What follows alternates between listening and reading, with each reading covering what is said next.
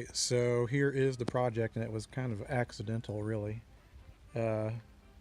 Next door neighbor, he knows I like this kind of junk, and he said, hey, there's like a stereo system in the garbage.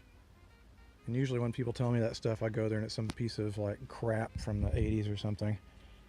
Instead, this is a Montgomery Ward's stereo console.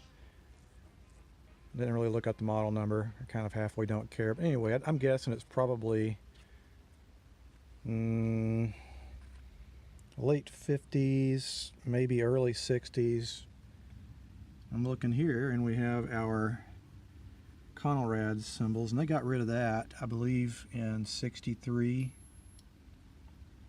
So it's probably made sometime between 60 and 63 or something like that. Now, when I picked it up, the guy came out very enthusiastically and was excited that I was taking it away instead of it being thrown away. He said he took 2 of the tubes out of there, and when we got to talking, he was kind of an audiophile guy. And I looked in here, and I've worked on these. This is a Wells Gardner chassis. You can tell because it says WG in the model number, and also Wells Gardner like to cram all of their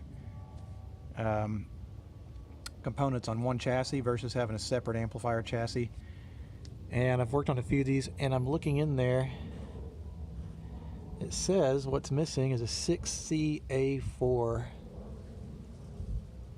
Can't really read. I'm going to take the back off to look at the menu. Not the not the menu.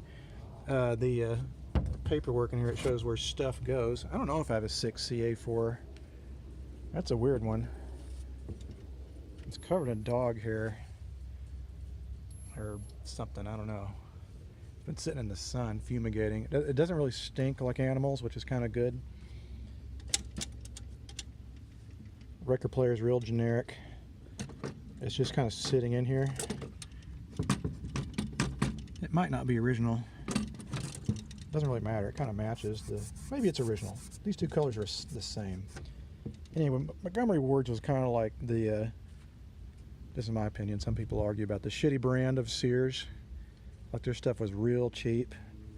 Sears at least had some halfway decent quality. I mean, I'm not going to knock Wells Gardner. And Wells Gardner actually, I think, survived up until recently. They last were making, I think, flat screens or something. They might be in the gambling industry now or something. I don't know. Maybe some of you guys who are smarter than me will know. It's hot as blazes out here, so I'm going to get a different hat on. Oh, the other thing that came with all this was in the same haul. It was also sitting on the garbage. I don't really like this era of stuff, but I'll take it over to the museum. Maybe someone will want to take it home. Anyway, it's a JVC receiver. Probably like 5,000 connections in the back. And then these are interesting. I might work on these later. These are Philips powered speakers. Each one has an amplifier built in. They're heavy as all get out, and they have all these connections in the back. 3 fuses. Wow. Then there's a bunch of these Chinese records. Columbia records, and I don't really have a player that I would feel comfortable playing these on, but American-made records, but I think they're clearly either made for the Chinese consumer in the US or maybe in China. I don't know. I don't speak Chinese, so I'm not sure what that says, but the box is interesting. Usually this does not survive. So I'll take those over to the museum too, and maybe one of our archivists can make heads or tails of it. Anyway, I'm wasting time. Let's take the back off the console and see if I have that missing tube. Okay, well here's the back. It's come off, and there's something a little complicated here. I just figured there'd be 6 BQ5s for the output, and they're not. They're a tube called the 6GW8. And those are the output tubes. Now, the 6CA4 is the rectifier, and I had that. So I'm going to go over to the museum because I looked up on, I don't have any, I looked up and these damn things are like 40 bucks a pop. And I'm certainly not going to pay anything close to that, so I'm hoping they have it at the museum. Why does stuff always have to be weird? All right, well, I was digging around. Lo and behold, we had 2 RCAs and 1 Mullard. Except when I opened them all up, they're actually different brands, so I think they're used. I think they're quite rare or uncommon. So I'm going to use the best of these 2 on my tester and bring the other one back here, because it'd be nice to have a spare for a future project. So let's get out of here. Okay, well, got the new tube stuck in there, and I've got it turned on. I'm running an audio signal through it, and that's going to my little Bluetooth thingamabob. I'm going to bring it up slowly on a variac because I know those tubes are not super common or cheap, so I'd rather just run it up slowly like so. I'm going to bring it. Whoa, did you hear that? That's nasty sounding. That's barely up, and it's making that noise. Just out of curiosity, let me disconnect my audio source. Nevertheless, I shouldn't be able to turn it up like 20% to make that noise.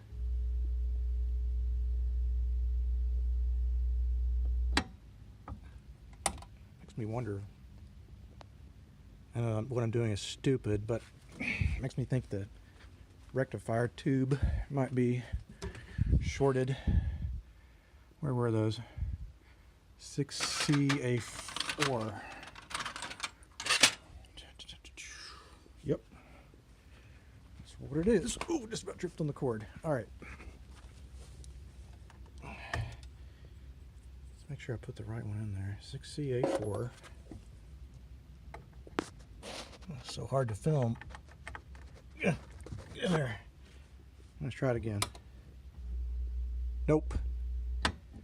Something is very, very wrong here. So I am going to have to remove the chassis out of here before I do anything else. If I dare bring this up, I could probably cause all kinds of terrific damage in this thing. Let me look in the back. I can't see through. I was seeing if I could see through enough to see if any of these electrolytic cans had spewed open. All right, well, I yanked the chassis out of there. It's not that big of a deal here. And it's got a cardboard bottom on the back of it that holds aluminumized coated cardboard, I guess, for shielding. And the other thing I did before I took it out of there is I removed the rectifier tube, which is here, and then brought it up again, and I got no hum. So I get a feeling that the problem is probably with this electrolytic. It's probably shorted. And I have a cap checker, but I replace all my caps anyway, so I don't really feel like dragging it out of here. But I think this guy is probably, if not both of those are bad. So if you've never done one of these before, you read the values on the cans. They're stamped in there. And we have a 40 and a 60 microfarad cap in that one. And there's probably some weird stuff in here. What do we have here? Get my light over here. 40, 40, 10, and 10. Ah, that's not bad. I have all that stuff. Easy. So what we'll do is replace all of these lugs with individual electrolytics I have on hand. This will probably take maybe about 10 minutes, so we can drag it back over to the stereo and see if that solved our humming issue. Alright, so I went through here and changed all these caps. And what I tend to do, and some people think it looks sloppy, but it works, is I look for existing grounds in the set instead of putting in terminal strips, because I really don't have room to add terminal strips in here, but you want to make sure they're all in there real solidly. I'm not going to move around. And if you can try to keep the resistors away, give them just a little space. You don't want them to overheat the capacitors. Now, I'm not sure if this really was the problem. It seems weird that it would instantly start doing this, but I've seen stranger things. So I'm going to go tack it in to the set over here and see if we get anything different. Okay, so I've got it just kind of hanging in here in the cabinet. And I know that last time I brought it up, it basically made it to about 20% on my scale here before it started like shitting out on me. So I'm gonna go ahead and keep my finger at the ready. We'll go up to 20. I don't hear anything. 20 is not going to do anything. I just at least want to see if I see something glowing in here. Okay, I see pilot. It's hard to see the tubes out here because it's so bright. I'm at 50%.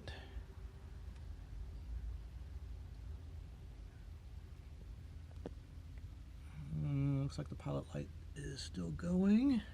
Let's bring it up a little bit, like 70%.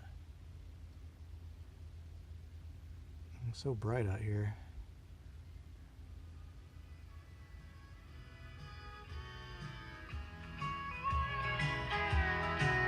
Baby, dance through every honky tonk, then I dance through all of my shoes. I never thought I'd be so tired of hearing the lovesick blues. Well, I hope your love what's left of me while there's still something left. 'Cause my woman's honky tonking me to death. Every night it's a different bar. Well, it works. Usually things don't work for me, but now I'm curious, does the radio work? I can't remember which one of these things is the radio. Let me get one of the knobs down here.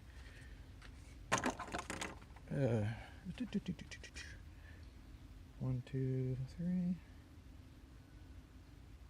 It's right there in the middle. So, ouch. All right, let's try that again. Go ahead and bring it up. I want to see if the radio actually works on this thing. It's got no antenna, but at least I'll know if AM works. To expose the newest developments and disruptive technologies. Learn.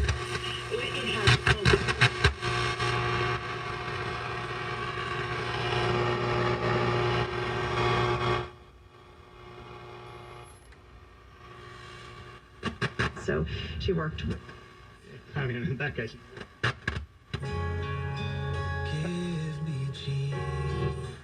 Okay. The U.S. Border Patrol agents are expected to 2. I wonder if I'm not getting FM. Well, I've got no FM antenna. Duh. Let me see something here. That's FM. I'm trying to do this two-handed. It's ridiculous.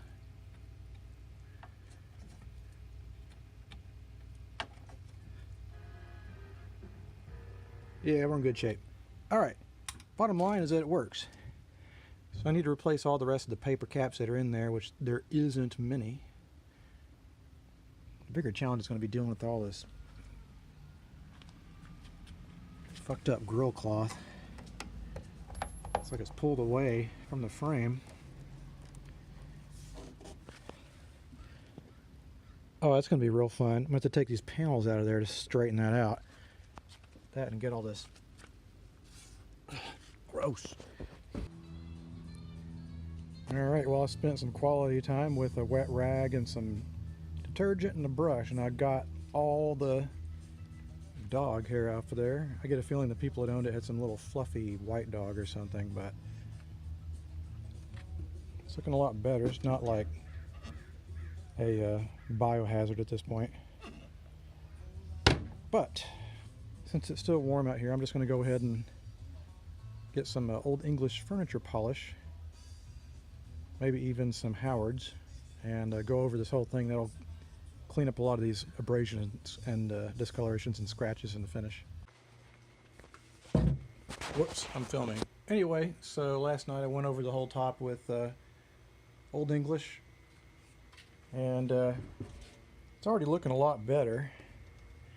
I'm aggravated because I lost a huge bolt that holds the chassis in. Somehow it bounced out of the cabinet between my driveway and the garage, but whatever. There it is. I've been looking at this for like 30 minutes. Oh my god. How stupid. Anyway, what I'm going to have to do to fix this grill cloth is take these panels out, which is not going to be fun because it requires taking the speakers out, and then these panels, which are held in with little bitty screws, I'll have to glue it back on there, so it's a little bit of a chore. But I went ahead and wiped down the interior so I don't have to be crawling around and all the dust and everything that was in there. Meanwhile, there's not a whole lot much more to do on the chassis. Everything in here is ceramic except for just a few exceptions. This guy, that's a paper cap. Doesn't have a lot of voltage on it. It's got a ceramic body, but it's a paper cap just the same. And there's probably one under here for the FM module. Actually, maybe not. Let me get my flashlight. Anyway, I don't want to bore you with that. If there's not, I won't take that off. But the other thing that needs to happen is all these guys need to be cleaned. These are the control pots, and luckily their slots are facing upwards, and so what you do is you just literally get deoxit or some other cleaner and go in there.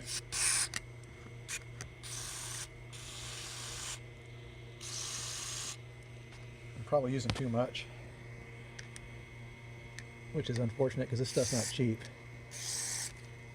Anyway, put that in there. Work everything back and forth real good. You might even have to do it several times. And then of course we'll do the wafer switches here. We've got several different layers of wafer switches. Just work that back and forth.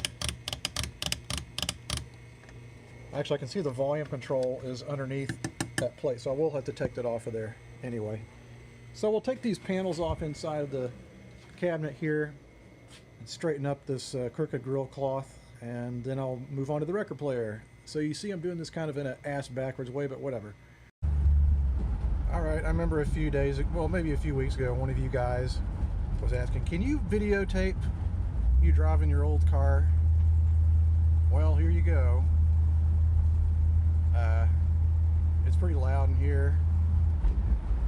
A lot of people seem to forget that American cars of this time period are kind of like driving tractors. Anyway. Okay, so I'm over at the museum and I'm working on the record player, and to get the platter off there's a little spring clip that usually goes around that way. Then this pulls right off. We have to check for two different things. The number one thing that goes bad on these most of the time is the friction wheel. The first thing I do is I see how supple it is, see if it still has some flexibility to it. This one kind of does. I think it's probably okay. And also my motor mounts. The motor mounts are a little bit not happening, but I'm going to go downstairs and see if I have an extra friction wheel and see if I have any motor mounts. Otherwise, it looks like even with the motor mounts a little bit disintegrated, or maybe not holding up as much, that the turret is still hitting the spindle at the correct positioning. So we got 16, 33, 45, 78. It's all hitting at the right spots. So see if I can find some shit downstairs. All right, welcome back to day 3 of working on the console, and look what just came in the mail. New capacitors. I was running low, and a great big shout out to Sal of Sal's Capacitor Corner, or tuberadio.com/capacitors. He's got great prices. He's always done really good service, and he's real fast. So again, Sal, if you're watching, appreciate it, buddy. Now, I didn't find a friction wheel or replacement turret wheel at the museum, but this one is it's pretty flexible and supple, and it's got some grip to it. I think it'll be all right. And I did find some grommets for the motor. I'm going to install new ones here. Meanwhile, what I also did was I took the panels out of the side of the console, and since I really didn't have anything to lose, I figured I wonder if you can iron that stuff, this grill cloth, and so I did. I just This just was completely off. The glue had disintegrated. So I took these this fabric, it's really a plastic, and put the iron on low, and I was able to flatten it out. And then I used a product called Lexel glue, just smeared a little bit underneath, and now this is nice and tight and good as new. So with that, what we have left to do is, again, I'm kind of falling behind on this project, replace the rest of the caps here, which I think there's actually one, so replace quote-unquote cap. The other thing I might do, it depends on how they fit, is I went over to, when I was at the museum yesterday, one of my friends over there, Brett, he said, Seth, I think I have some handles that might look better than the granny looking handles that are on there. This is the original handle. This is some handles that Brett found, and these I think are just going to look a lot snazzier. The only problem is that the holes don't quite line up, but I think it's alright, because these will cover over the old holes. You won't even see it. So I'll just drill new holes, and we'll be good on that. So, record player, rest of the chassis, and then we'll do the cosmetic work of putting the cabinet back together again. And I think by the end of the day, we should have this guy all buttoned up and ready to go. Alright, so now what I'm going to do is clean the changer mech. This is a typical Voice of Music changer, and this is the changer mech itself.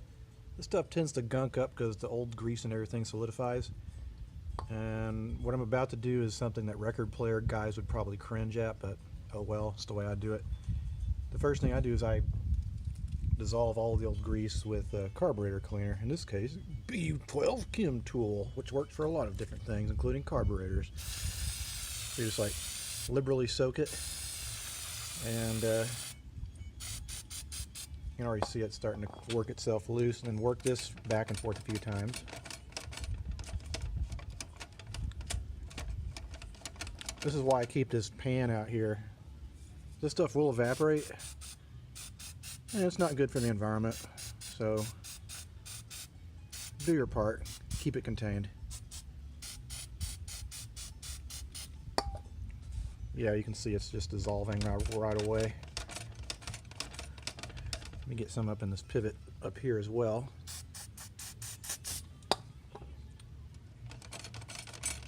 Yeah, it's already loosened up significantly. So you let that evaporate, and then I'll soak it with WD-40, I'll let that evaporate, and then we'll oil the pivot joints with light machine oil. And that's usually all you need to do. It'll start working okay after that, even though I've never been able to get the record changer mechanisms on these guys just perfect. Maybe this time I'll have luck. We'll see. Alright, so the chassis is now done. Got my single cap replaced. I also added an auxiliary input line so someone can run their Bluetooth or phone or whatever through it in addition to the record player. You just put it on the multiplex setting on the front panel. The other thing that I always do when I have a set that is transformer powered, like this guy, is I'll put a switch in the incoming power line. So if there's anything that's going to happen, like if the transformer decides to go south or something shorts, it'll take out this fuse first before anything bad happens. And this is a 1.5 amp slow blow. That's important. If you put a rapid blow on it, there's a good chance when you turn the set on, because the tubes are going to initially suck up a lot of current for them to warm up, then you could blow it. You need something that's going to compensate for that initial incoming surge. So I'll put the plate cover back on this, and I think it's time to start doing some reassemblage over here. Alright, I'm doing final assembly, and God, it's like 95 degrees out there, so I'm just about dying in here. But anyway, here's a little trick when you're working on these Wells Gardner consoles. Put a towel down, put it on its side, then you can let gravity do the work instead of, you know, when I was younger and dumber, I would actually get on my back and try to shove it up from underneath. And that's damn difficult. So it's a lot easier when you just set it on its side and shove it in that way. So all that's left is I'm going to put it upright, put the record player in, and we're going to do a test to see if everything works. Well, I got my stereo all back together again, and one of my channels was really weak. And so just for shits and giggles, I switched the two output tubes. This one is very weak, as in it's supposed to register 70.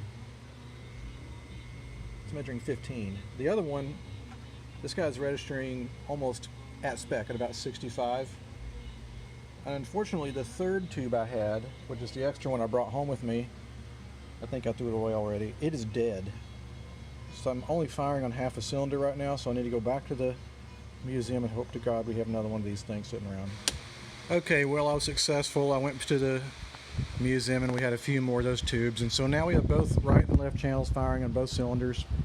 Last thing I'm going to do is I'm going to wax this top here. I'm just going to use an old-fashioned Carnauba car wax. I like Meguiar's quite a bit. The rest of this is not really waxable. It's just like, it's basically a fake wood. But anyway, I got one of these orbital buffers. It sure makes life a lot easier instead of doing it by hand, especially at my age when I'm starting to have problems with my hands a little bit. So I'm going to go to town with this thing, and then we'll buff it off, and this thing will be all done. Okay, it's done. First of all, the handles wouldn't work when I put them on there, or tried to put the new ones on there. You could obviously see the holes, so I'm just leaving the granny handles on there, whatever. But it cleaned up real nice. I think whoever owned this took really nice care of it. There's hardly a scratch on the wood. There's no finish or wear and tear on the printing here. So I've got my Bluetooth running through it.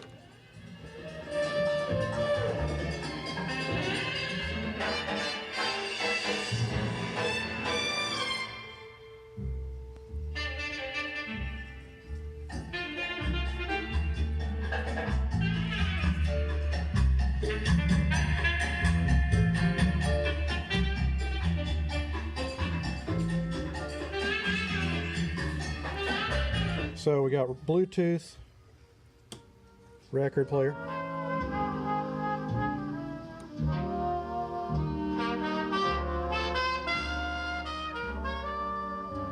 And then we have, of course, radio. And she said this to me, imagine that these creatures facilitate. That's FM. Experience was so It's an amazing. AM. I even got my neighbor. I don't understand it, but I could kind of feel it.